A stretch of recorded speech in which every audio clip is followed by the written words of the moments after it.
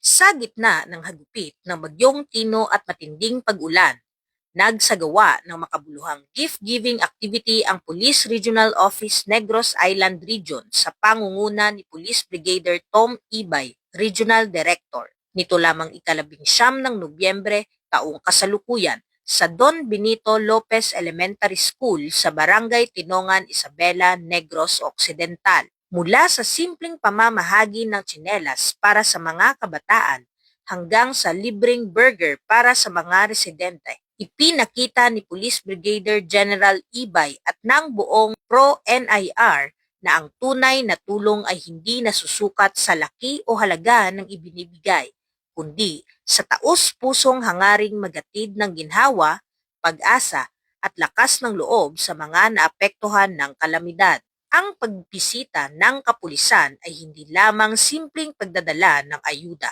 Ito ay isang personal na pag-abot sa bawat pamilyang nasalanta.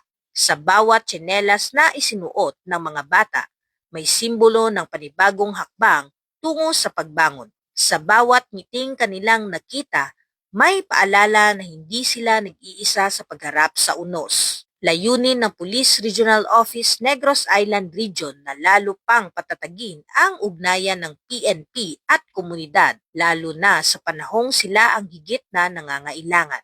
Ipinapaabot ng Philippine National Police sa mamamayan na anuman ang dumating na pagsubok, may pulisya at pamahalaang handang umalalay at magtanggol.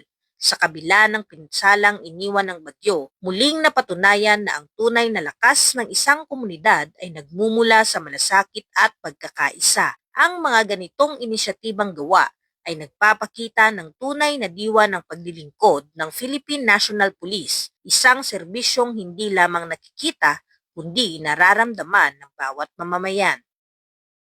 Mula dito sa Western Visayas, ako ang inyong Police News Network Correspondent, Patrolwoman Andrea Dominic Di Palobos, alagad ng batas, tagataguyod ng Balitang Pulis.